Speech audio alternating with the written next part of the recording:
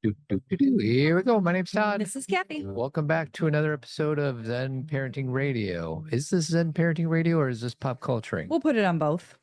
Oh, well, speaking of which, you want to know the last time we did a pop culturing episode? A year ago. September of 23.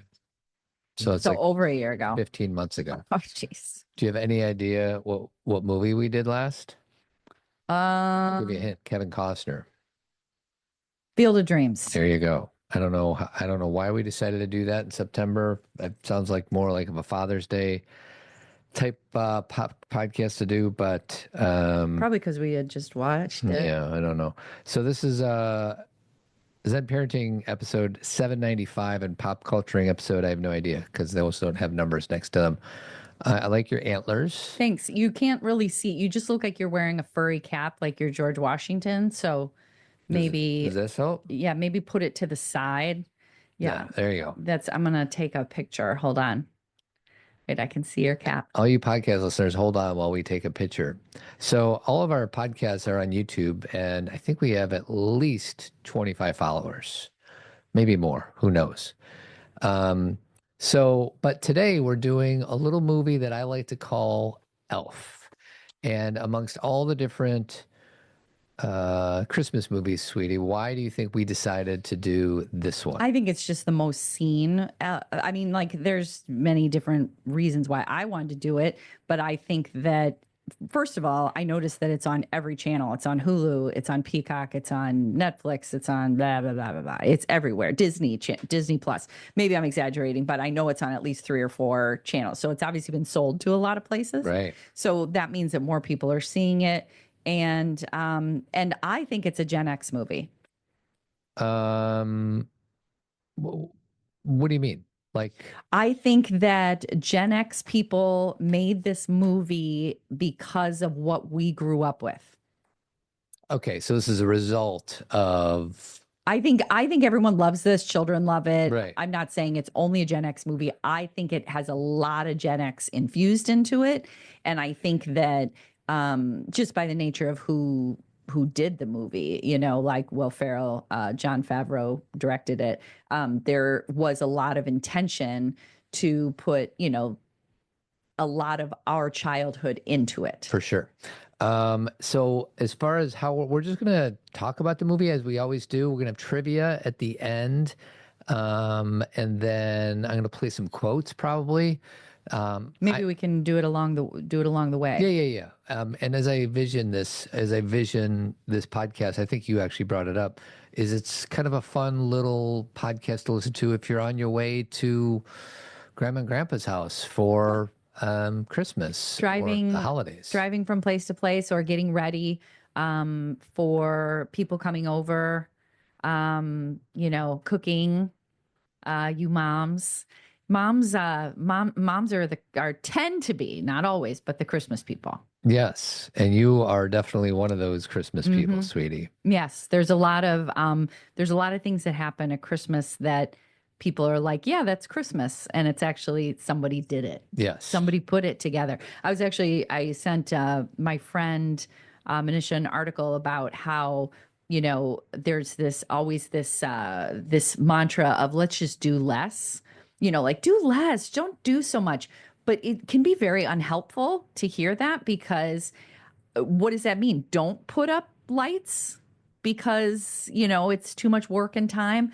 Don't do the elf because it's too much work and time. Like then there's all the traditions are gone. Do you know what I mean? So sometimes the do less mantra is it's just another thing we feel ashamed of then. We're not doing less. But it's like, but if someone doesn't do that, it doesn't get done, So I think that tends to come up all the time. So in other words, the harder you try throughout the years, you've been a mom for 21, almost 22 years. There's a precedent that's been set. Of course. That has been set. And, who knows what we did in year 1, but we've been building on those traditions. Sure. And expectations are set. And yes, our household, you do all the gift buying, all the wrapping, with the exception of what I get for you. But aside from that, it's all on you.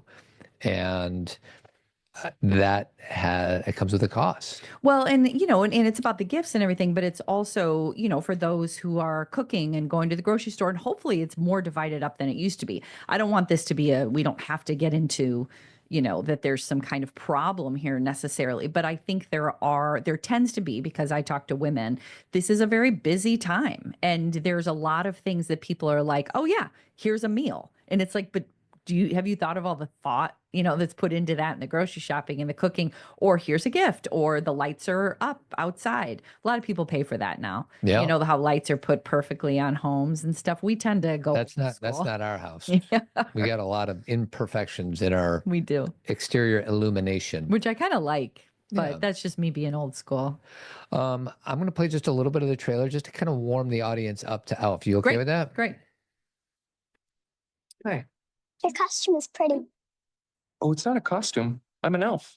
Oh. Well, technically I'm a human, but I was raised by elves. New Line Cinema presents the story of one elf who's coming home for Christmas. Can't wait to see my dad. We're going to go ice skating and meet sugar plums. Sorry. Now, You a Christmas grant. security. But he's experiencing a world he never knew existed. But he's your son. All right. That's enough. So it's a 2.5-minute trailer. I don't think I want to play the all 2.5. How many times do you think you've seen Elf?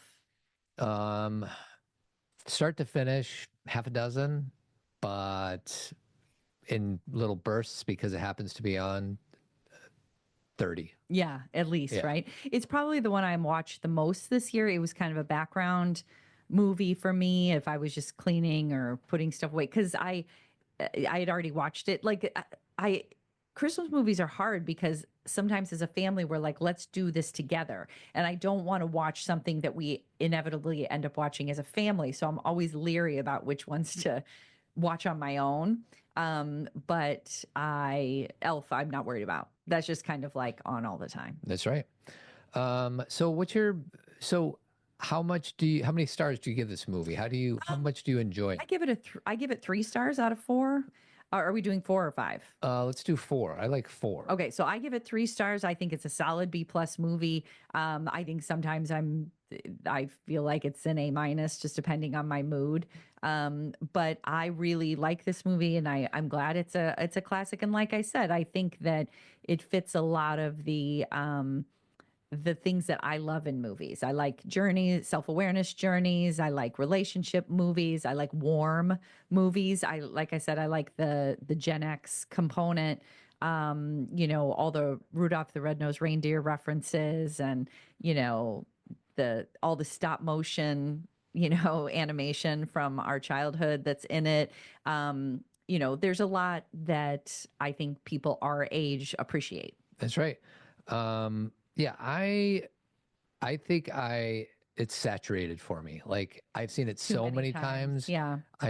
Some movies, the more I watch it, the more I like it, and it never kind of declines. But this one, Will Ferrell is, a genius in this movie, which is funny because Jimmy Caan thought that he was being over the top throughout the production of it. He didn't think he was funny. And we'll maybe talk about different guys that were supposed to be cast in Will Ferrell's role. I only know of one guy. Do you know? I only know of one guy. Yeah. It was a Chris Farley movie. Oh, really? Mm-hmm. I heard it was Jim Carrey. Well, so let me start from the beginning, is that when the guy who wrote it, and first of all, the guy who wrote it, I don't know his name, but I just saw him interviewed. He wrote it because he was watching Rudolph the Red-Nosed Reindeer, and he wanted a movie that he actually wanted a father-son movie initially, but then as it went on, he had a child and it became, I want to share this with my kid. But he wrote it, and then it was bought. And when it was bought, they attached Chris Farley to it, and he let that option run out because he didn't want it to be that. He was like, that's gonna be a totally different movie. And then it ended up that Will Ferrell, in the next iteration of the option being bought, was then attached to the movie. And the studio was not excited when they were trying to sell it because he had only done Night at the Roxbury, and it wasn't a good movie. Yeah, he was not the Chris Farley, or I'm sorry, the Will Ferrell that we have come to know and love. Is this pre Old School? Well, it's so funny that you say that, because what ended up happening is Old School was filming. Okay. And Will Ferrell was obviously with Vince Vaughn because they're both in the movie. And they were talking about this movie and how they were trying to get it bought and everything. And, or maybe by that time it had been bought by a studio. And Vince Vaughn was the one who recommended Jon Favreau to direct. So, there's all sorts of pieces. And then I'm going to jump ahead a little bit just so I can finish this narrative, is that right when Elf was finishing and it was being like screened by the studio, Old School came out. And they were like, oh my God, we have this kid's film with Frank the Tank in it. That's and hilarious. they were worried about it. Oh, Because really? they were like, Just yeah, because of- he's like nude and streaking and Yeah. drinking too much. And they're like, and now he's in this kid's movie. Somehow he made that transition. He sure did. So, Let's quickly talk about cast. okay. So we talked about Will.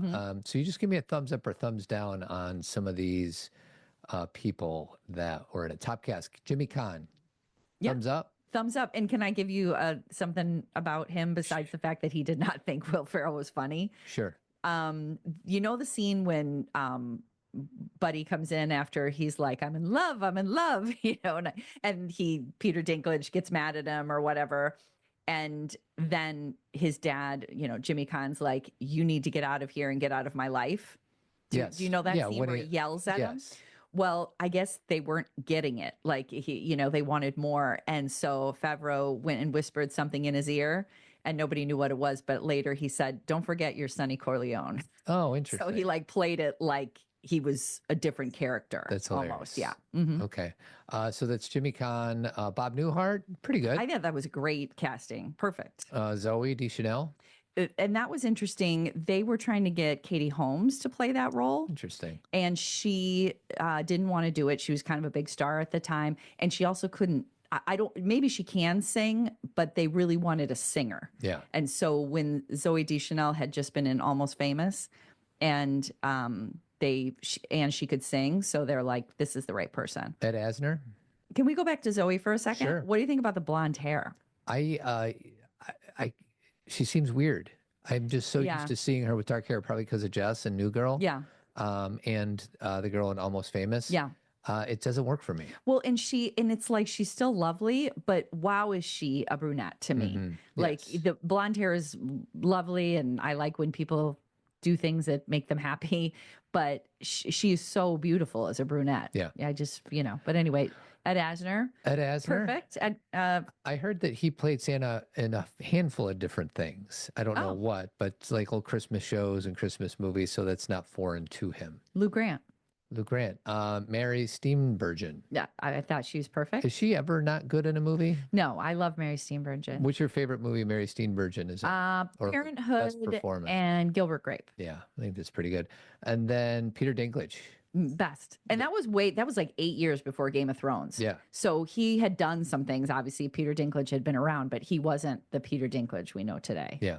And then let's just go with one more, Amy Sedaris. She's cute. She's she's actually her moments with Will Ferrell are some of my favorite moments in the movie. And Yeah. they're very small and slight, but they're I think she's hilarious. I'm just going to randomly play certain clips from this.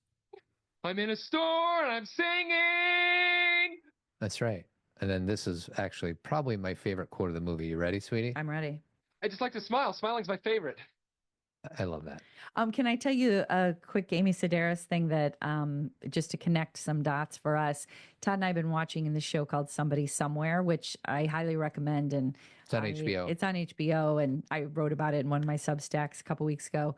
But anyway, there is a scene in Somebody Somewhere where one of the characters is making this pillow that it's kind of a crass pillow. It has the C word on it, and it's just kind of a thing that she did because she was pissed at one of her friends, and she posted on Instagram. And then Amy Sedaris reposts it. Oh, that's And funny. remember, then it just starts to go crazy. Yeah, the minute she reposted it. Yeah, Within the show. it Within the went. show, yeah. went But viral. I just love that they chose Amy Sedaris as the person who would repost it. Okay, so where do you want to go? Let's, I guess, Best talk scenes, about favorite scenes, messages within the movie itself. Well, maybe just the way the movie is constructed. Like, we don't have to go through every scene, but it's really supposed to be the big picture overview is that it is a self-awareness journey, right? Who am I? Where do I belong? The whole gist is that he ends up Buddy, who that's not really his name. The reason that they called him Buddy is because he was wearing diapers that said Buddy. Do we ever find out what his name is? No, because he was in the orphanage Got it. and, I don't know what his name was, but he is a human baby who shows up on the North Pole. And when he's little, he's very accepting of that he's bigger and, Papa Elf is raising him and it's no big deal. But like every coming of age story, he starts to recognize that he's completely different. He doesn't, fit into anything and he's not good at making the etch-a-sketches and or he's not fast enough. He's just not the same. And how many stories do we have in the world about that, right? That is the Rudolph story. That is the Hermie, who wants to be a dentist story. And it's just a riff off that. Well, and when you said, I think we talked last night, and you said that it was a self-awareness story, I think I said for Buddy or for everybody? And I think you said for everybody. Everybody. It's a self-awareness story for Buddy, first of all, because he's our protagonist. But it's a journey for Dad, for James Caan, because he's a workaholic and he's not paying attention to his family. It's a journey for Michael, his son, who didn't know he had a brother and starts to connect with somebody in his family and realize he cares, more about family. It's for Zoe Deschanel. Her name is Jovi. Her name is Jovi. She's kind of not happy in life and doesn't feel like she's doing well, or is kind of grumpy. And then she meets Buddy and she feels alive again. Isn't there a subplot where she doesn't like to sing in public, or am I just making that up? She doesn't feel good about who she is and what she can do. And so she said she would never sing in front of people. And he basically says to her, why? I think you have the most beautiful voice in the world. It's someone who sees you. And that's the thing is one of the things I really loved about the movie is that I appreciated the fact that Jovi, there wasn't like this huge plot about how she hates him and it takes forever for them to get together. Like, she initially is like, what's this guy's deal? But she sees his kindness and is very inspired by him. And the best part of their date there's a lot of cute moments, but when they start skipping down the street and then they end up in front of the big tree and he's so in awe of the world and she has lost that. Yeah. And so then she's a little jaded. She's jaded. And then she realizes how in awe he is. And then she takes him to the tree at 30 Rock, which is like so much bigger than the tree they were looking at in the store window. And so she starts to kind of feel that awe again too. So it's a self-awareness journey for everybody. Yeah. I was going to say something about the tree. What was I going to say about Zoe and Buddy? I don't remember what it was. So it'll come back to me in a little bit and then I'll interrupt you. So, do you like all the stop motion characters? It's just a total, reminds me of being a little kid watching the Rudolph and all of the other shows that we would watch. What are the big? There's Frosty's a cartoon, so that's different. So the Santa Claus is coming to town. Santa Claus is coming to town. Rudolph, the New Year one, Baby New Year. I never saw that one. We used to have that DVD packet. It had 5 of them in there. Frosty, Rudolph, Santa Claus is coming to town. We did a pop culturing on Rudolph. Yeah, what's Freeze or the miser guy? Freeze miser? Yeah. I know what you're talking about. The guy with the beard. Yeah, and he's supposed to be scary. Yeah, and he kind of was. Yeah, and he kind of was. But yeah, the girls used to watch all these. Like Todd said, we had them on DVD so they could watch them back in the DVD days. Exactly. And I like that. And I think the funniest one is the snowman who is in Rudolph. The snowman is the narrator. And I think that's Burl Ives who is doing the voice. And in this one, it's not Burl Ives, but it's fun. I think his name's Leon in this one. That's right. And he has some funny lines. Yeah. So we started with Buddy and he gets to New York City. Meets Zoe. Before you go to that, do you know that they filmed this movie like guerrilla style? Like they did not there were people in the streets. They were just doing it in the streets. So that part where he taps on the guy with the red sweatshirt, That was red just a guy. sweatpants, that was just a guy. Yeah. I wonder if they needed to get like his Permission. permission to do that. And like when he's in the tunnel and up against the wall and all these cars are flying by, that was just completely, they were just filming. So this is when Buddy meets his dad for the first time. Okay. Dad! All right, let's get it over with. I walked all day and night to find you. You look like you came from the North Pole. Exactly where I came from. Santa must have called you. Oh yeah, sure. He just got off the cell phone with me. So go on. Go on with what? Well, are you going to sing a song or something, or can I just go back to work? A song? Yeah. Anything for you, Dad. I'm here with my dad, and we never met, and he wants me to sing him a song. And I was adopted, but you didn't know I was born. So I'm here now. I found you, Daddy. And guess what? I love you. I love you. I love you. There we go. That's Buddy making up a song in the moment. And it looks like he's actually making up a song It in kind the of moment. feels like it. I know. You know, two other characters that we didn't mention, or actually we did mention, we talked about Bob Newhart, but there was somebody else that was supposed to be, that they initially asked to be in that role. Do you remember you who it read was? that? I did not. That they asked Gary Shandling first. Oh, really? Who would have, it's the same vibe, right? It's like this, like, you know, not too excited, not too over the top. Because they wanted everybody muted Right. to let Will Ferrell, contrast yes. Will Ferrell. Right. And, you know, Peter Dinklage is this kind of dry, serious Yeah. guy. Jimmy Caan is, Bob Newhart is. So it works. And the other person that they had, and this is, I think, kind of a funny little trivia thing. I hope I'm not stepping on your trivia, but in the store, you know, the guy who's like the manager of the floor, who is, you know, thinks Will Ferrell thinks Buddy works on the floor. Yeah. He has a name tag on that says Wanda. Yeah. Through the whole movie. Did you get that as trivia? I did. And do you want to know why it says Wanda? Because they thought Wanda Sykes was That's supposed right. to be in that role. Exactly right. And so I just love that they kept it. I think that's just humor in itself. I want to play that. And I love him. I think he's really funny. I think he's good too. He plays off well. People, tomorrow morning, 10 a.m., Santa's coming to town. Oh my God. Santa here? I know him. I know him. What? He knows him. I know him. Yeah, I think I've just played two of my. There's one other favorite part is when he answers the phone. He says, "Buddy the Elf, what's your favorite What's color?" your favorite color? I might play that one too. So When I think the mailroom is still really good.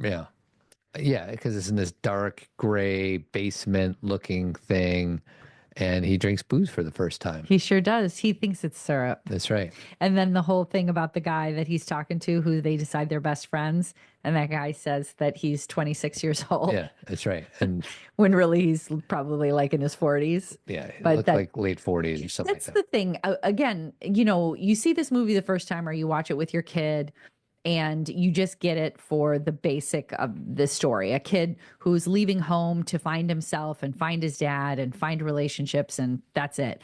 And then watching it time and again, there's all these little things that you pick up on that are really funny, that are really, you know, like our favorite parts are when Buddy's leaving and he does the thing that Rudolph does, which is he jumps on like an ice patch and, you know, goes away into the water, just like Rudolph did.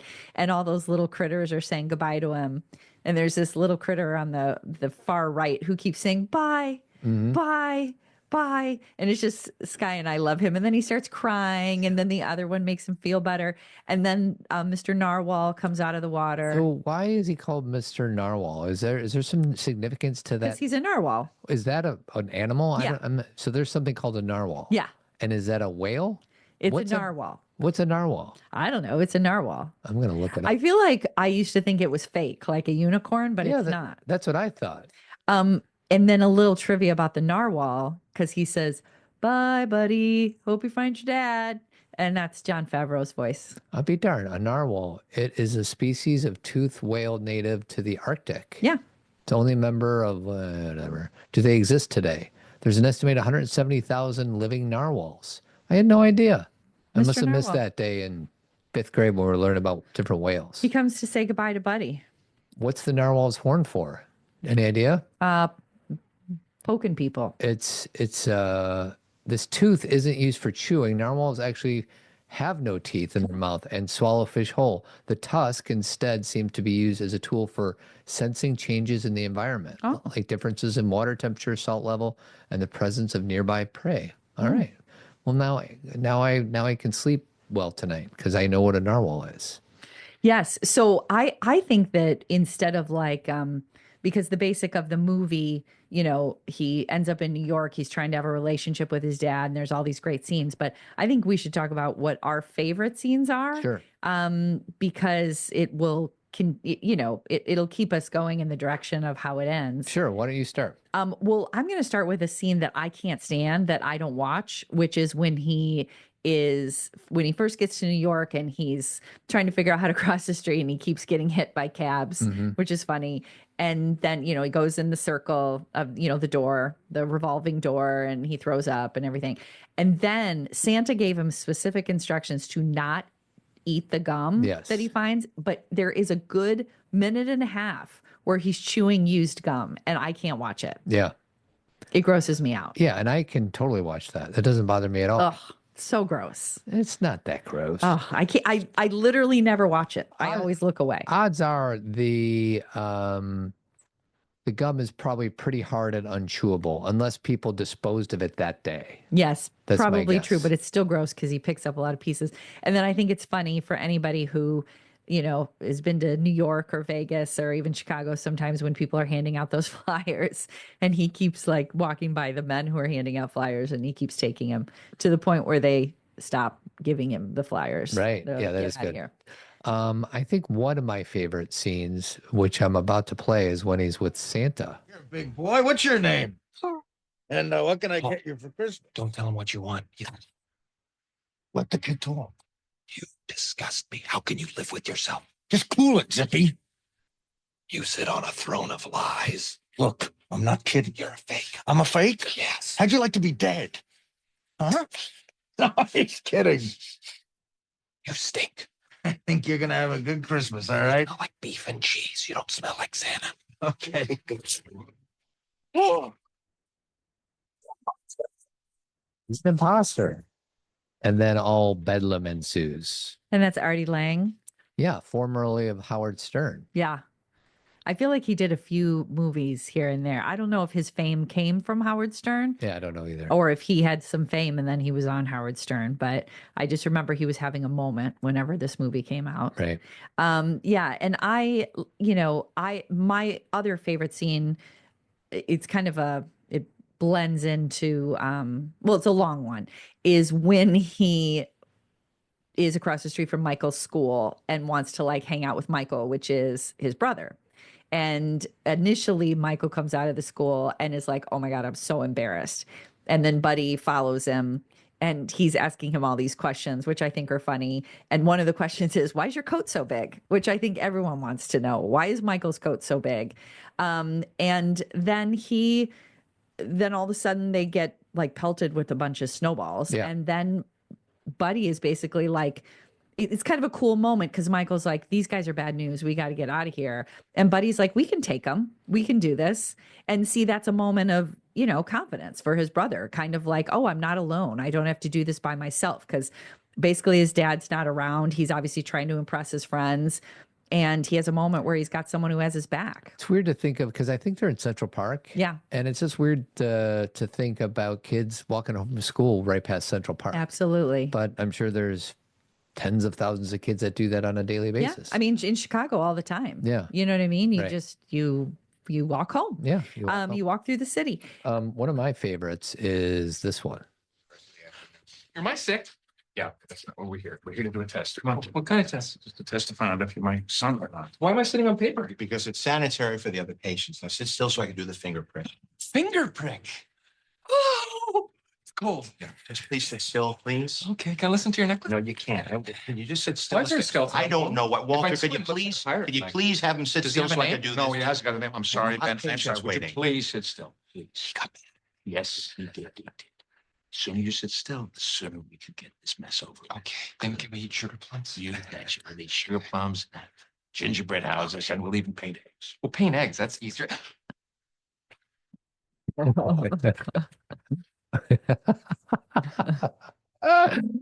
So good. I love it. Well, and then that leads into one of my favorite characters who she's not there. She's not in the movie enough, but she's the little girl sitting next to him. Yeah.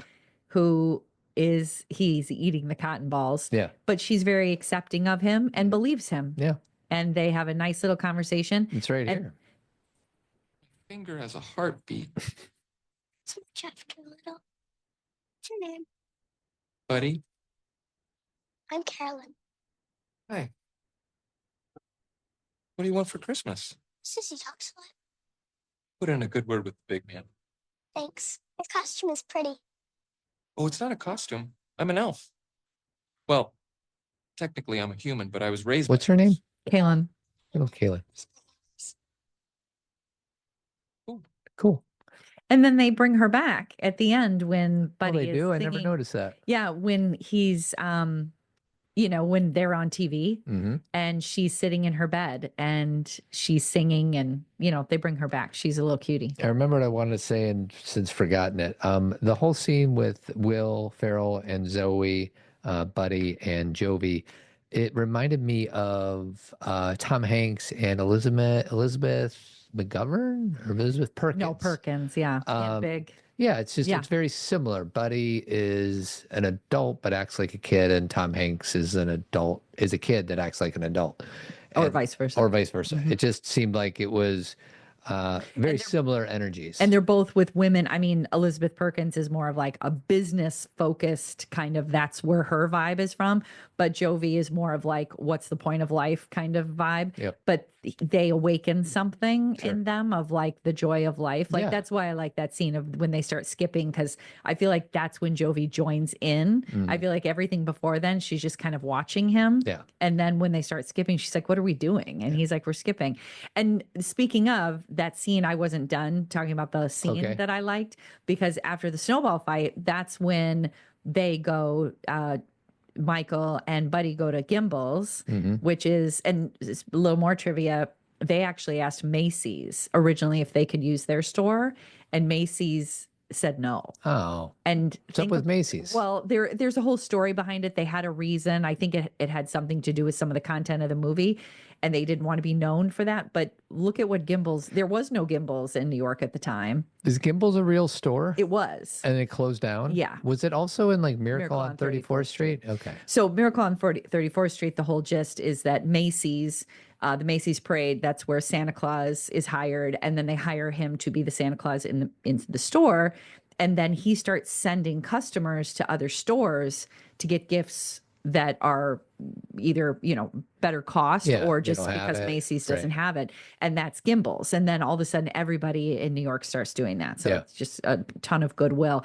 It's just so funny. I was just watching Miracle on 34th Street, and it's just so the guy who plays Santa Claus, he's just talking about how consumerism is just starting to take over and how it's like ruining Christmas spirit. And I'm like, oh my God. Little did we Little know. did we know how bad it would get. And same thing with why say in Elf, that's why Santa's sleigh won't fly without some machinery on it, because there's not enough Christmas spirit. Do you think that, what year did this movie come out? 2003. 2003. So 21 That's when years JC ago. was born. Do you think that there is more or less Christmas spirit now than there were back in 2003? If you're being honest. Well, I think that's hard because it changes, it evolves. Yeah. Like I think that there are people who do a lot of work, and I'm one of those people, to continue and perpetuate something that's beautiful and something that's meaningful, because as Santa Claus says in Miracle on 34th Street, Christmas is not, presents, and Christmas is not this consumerism. Christmas is a feeling. Yeah. Christmas is a way of living and looking at life. And I think that that's why the season is so awesome all the time, because we stop. I was just talking to Todd about this before. We slow down. We focus on, we don't do the same things that we do all the time. We take walks, we slow down, we watch Christmas movies, we try to spend more time together. That's the whole point of the season. And, to create that vibe, sometimes we need we need a reason. And Christmas gives us that opportunity every year.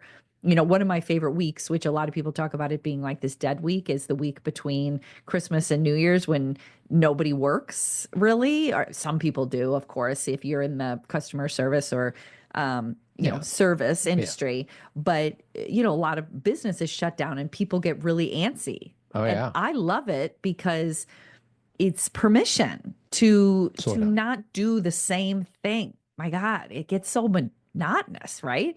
And but anyway, I want to go back to finishing that scene. So Michael and Buddy go upstairs and they see Jovi, and Michael is like, you like her, you want to ask her out and ask her to get some food. And it's just a great scene because Buddy's honest with Jovi, and he basically says, I really like you and I think you're beautiful and all these things. And it's just funny to watch Michael because he looks like he's going to laugh through the whole scene. Yeah. And I love Michael so much in that scene. I looked him up because I'm like, what else has this kid been in? Because I just think he's cool. And he doesn't act anymore. It actually in Wikipedia says former actor. And he's in med school. Yeah. He's becoming a doctor. Who would have thunk it? I know. And I bet every year people look him up. And he's probably like, this time of year, I start to get all these hits on my social media. I don't even know if he has social media, but he's probably a doctor by now, because if he was like, let's say, how old do you think he was? 8? Well, it looks like he's gone to school at a bunch of different So maybe Ivies. jumped around a little bit. He was like at Cornell. He was at like a bunch of different places. So I think he was finding where he wanted to be. So we're 37 minutes in. I got a Okay. bunch of questions, a bunch of trivia. Okay, let's so go. we could but I do want to play this one last funny scene that I love so much. It's in the pit. I'll come and visit you in a little while, okay? I didn't know you had elves working here. Boy, you're hilarious, my friend. He doesn't. Get back to the story, please. So on the cover above the title, Does Santa know that you left the workshop? we're all laughing our heads off. Did you have to borrow a reindeer to get down here? Buddy, go back to the basement. Hey, Jackweed, I get more action in a week than you've had your entire He life. called him Jack. I've got houses in Jackweed. LA, Paris, and Vail. Oh, Each one of them a 70-inch plasma screen. So I suggest you wipe that stupid smile off your face before I come over there and smack it off. You feeling strong, my friend? Call me Elf one more time.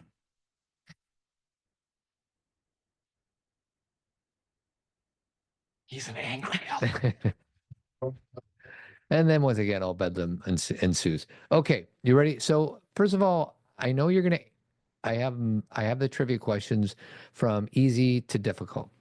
Okay. And you're going to be able to get the easy ones without batting an eyelash. Okay. So I don't want you to do that Okay. because I want people to play along. So give it a second before you Okay. answer. Okay. This is the easy. What job does Buddy think he's bad at in the Santa's workshop? Pause and answer. Making the etch-a-sketches. Yeah, making toys. Okay. Very good. What is Walter Hobbs's job? Pause. Go ahead. Publisher. Book publisher, children's book publisher. What is the name of Buddy's stepbrother? Go ahead. Michael. And we already said it was Jovi. We talked about the department store. What holiday songs does Buddy and Jovi sing together in the shower, I think, when she's in the shower? Pause. Yeah. Baby, it's cold outside. Very good. And what does Buddy drink too much of during the dinner scene? Pause. What is it? Coke. Very good. Did you hear that? Yeah. Did you hear that? Did you hear that? That's a funny scene too. What does Buddy pour on his spaghetti? Pause. I can give you a bunch of things. I know, but what is the liquid that he Oh, pours? maple syrup. Maple syrup. What are some of the other things he puts in there? Pop-Tarts, Mm-hmm. marshmallows, chocolate sauce, and that's all I know. What type of Pop-Tarts, by the way? I don't know. I think they're chocolate Pop-Tarts. Oh, lots of chocolate. What animal attacks Buddy in the forest? A can I? Yeah, go ahead. Okay, raccoon. Very good. So those are all the easy questions. Okay. Ready for the medium? I'm ready. What song does Buddy encourage people to sing to raise Christmas spirits? Do you want me to say? Yeah, go ahead. Santa Claus is coming to town. Very good. What does Buddy say when he answers Walter's phone? Pause. Hi, this is Buddy. What's your favorite color? Buddy the Elf, what's your favorite color? What's the name of Santa's lead reindeer? It's not Rudolph. It's not. I don't think Rudolph was in this one. I think you're right. Dancer. Comet. I believe these are right. Okay. What's Walter's assistant's name? That's a hard one. Deb. Very good. What's the name of the author Walter is trying to work with? Peter Dinklage's role? Yes. Gosh, I can't remember. Correct answer is Miles Finch. Miles Finch. What is written on the note Buddy leaves when he runs away? First of all, he does it on the Etch-a-Sketch, which is classic. I think he says that he doesn't belong anywhere. This doesn't sound right, so I'm not saying this is right, but what I looked up says, I'm sorry I ruined your lives. No, that's got to be wrong. I don't know. Maybe. It's got to be wrong. What is Jovi? I already talked about that one. What are the 4 main food groups according to Buddy? Let's see. Maple syrup. 1. Pop-Tarts. Nope. Sugar. Nope. Sugar plums. I'm going to start it off for you. Okay, go ahead. Candy. Candy canes. Candy corn. And syrup. Okay. Very good. Now we're getting into the hard question. Oh boy. Okay. How many Etch-a-Sketches does Buddy make in one day? 80 something. 85. 85. What street is Hobbs' family apartment on? What street is Jimmy Kahn's apartment on? Central. It's on a major street. I can't remember. Central Park West. Central Park. I was Very close. good. What does Buddy write on the Etch-a-Sketch for Santa? Once again, I don't know if this is true. I don't know. I think this is wrong. It says, I'm sorry for what I've done. But who knows? I don't know. We already talked about that one. We just played that one. What is the full title of the book that Walter's company publishes at the end of the movie? I think it's like Buddy the Elf. Like I actually just noticed it when we watched it the other night. It's long. Yes. Something to New York. It's Elf, A Buddy's Journey. Oh, that's it? That's what it says. What does Buddy draw on an Etch-a-Sketch for Michael? I don't remember this, so I don't know if it's true. Tell me. Mona Lisa? Is there? Yeah, I think he does. Lisa Yeah, one? I think he does. And these are more hard questions. I don't know if that's true. What's the name of the snowman? We already talked Leon. about that. What does Buddy use to make a rocking horse for Michael? He uses like the what the TV is. Very good. The TV stand. The TV stand, yeah. What does Walter's boss demand during the Christmas Eve meeting? Ideas, like a pitch. A new pitch by the end of the day. What food, that doesn't make sense. What does Buddy offer to the raccoon? A hug. Very good. That's it. You did well, sweetie. I think you got them all except for a few. And now we're on to trivia. Oh boy. What happened there? It's so weird. Just played all by itself. So now we're going over to trivia. And you might have that was trivia. That was your quiz. Oh, okay. These are behind the scenes facts. Oh, okay.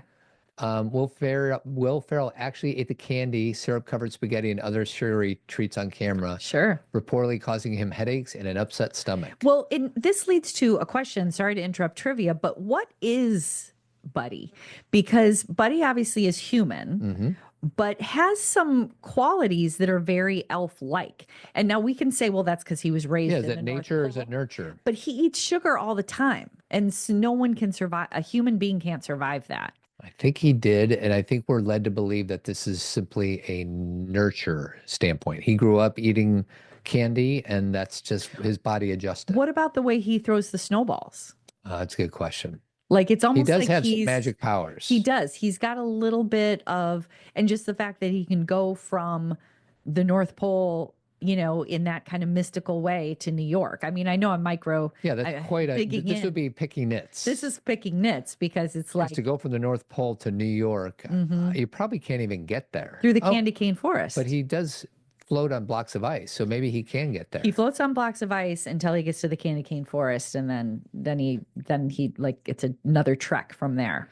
It says Buddy's costume was inspired by Rudolph. Buddy's green and yellow outfit was modeled after the Elves costume in the 1964 stop motion classic. Is that what it was? Green and yellow? Yes. Well, obviously Rudolph didn't have that, but Right. the guy who had it was, the guy who's like Hermie. Yeah. The guy who's mad all Right. the time. His outfit. Yeah. And they actually thought there was a point in time when there was a meeting with the studio and Favreau was done with like half the movie.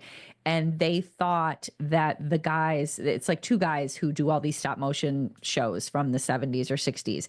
They thought they were going to be sued because they were so closely, they were borrowing so much that they then made a blue costume for, for Buddy, just in case they had to change things. Yeah. But they kept it green. Buddy was originally more cynical. Early drafts of the script depicted Buddy as a grittier, sarcastic character, but this was softened to make it more family oriented. See, that would have been more the Chris Farley aspect, don't you think? Or even sure. the Jim Carrey. And that's why it's such a great movie. It's very so warm. innocent. Yeah, it's so innocent. I don't know if this is true. The Empire State Building security scene was real. The shots of Buddy in the Empire State Building were filmed without permits, capturing authentic reactions. That's true. Really? Yeah, it was that's what I mean about guerrilla style. They did not add, and one of the guys that throws Will Ferrell out, how there's two guys, one of them's his brother. Yeah. It says that the world's best cup of coffee scene was improvised. Will Ferrell burst into a random diner in New York and shouted, "You did it," without informing the patrons of the staff beforehand. So, that's funny. Yeah, it is kind of funny. I think that's all I got. Yeah, that's all I got for the trivia. Any parting thoughts on this wonderful Christmas classic? Just that I think one of the other things that I heard, and I'm not sure if I heard it where, but that the movie originally ended with Buddy just flying off in the sleigh, and that was the end of the movie, and that people were like, "Oh, that's just too abrupt." So then they added in the fact that he and Jovi had Susie and that they went back to the North Pole and everything. Like they added a little more to it, which I think is good. They kind of Shawshanked it, they took us all the way through in the best way. I love the end of Shawshank Redemption. Yeah, they changed the ending a little bit. Yeah, they gave us more because we needed more. It's like we deserve more after going through that whole story. As the viewer, you feel like you do. And I think that it's so nice to have a movie to watch every year, and that was the intention. And that, like I said, the guy who wrote it, his intention, it was about he didn't really know his dad. It's such a theme, men and their dads. That's right. Father wounds. And that this is a father wound movie. And then, but it was also the reason Favreau wanted to do it is because he had just had a son, and and by the way, it's his son at end, who's the young Buddy. Yeah, the kid in the, is it the baby, the infant, or like the adolescent? No, it's a 1-year-old. Okay. So I think it's the one who's sitting on, I think it's the young Buddy It's at not the beginning. the one that goes into the Santa's bag in the diaper. These are good questions. All I read was that it's his son as young Buddy. Let's get Favreau on the phone. And right? Let's call him. Yeah. But he had, I guess, when he was pitching to be the director, because Vince Vaughn recommended him, he had a few ideas, and one of them was to bring in the stop motion stuff, to bring in stuff from our childhood, that would be a connector. Cool. And that, that this is something he wanted children and their parents to be able to watch together, kind of like how Toy Story is a great like adult and kid movie. Sure. And this is too. There's not any inappropriate things. Even the most like a thing that you may think is inappropriate, they do such a good job with it, which is the little like lingerie for someone special. And then later you see that his dad is opening it, and doesn't understand why he's getting it, but that's funny. Yeah. Like Buddy thinks, oh, you My buy dad's this for someone someone special. special. Yeah. Okay, so we're gonna play the outro music, but I'm gonna overlay Zen parenting and pop culturing. Let's see how that Oh, sounds. that's You not going ready? to sound good. Let's see how it sounds. Okay. Start with this. Okay. And then here we go. No? No, All right. So I guess that's it. we're just going to put it on both the channels. That's right. Happy holidays to all of our wonderful listeners. We'll see you in 2025. Keep trucking.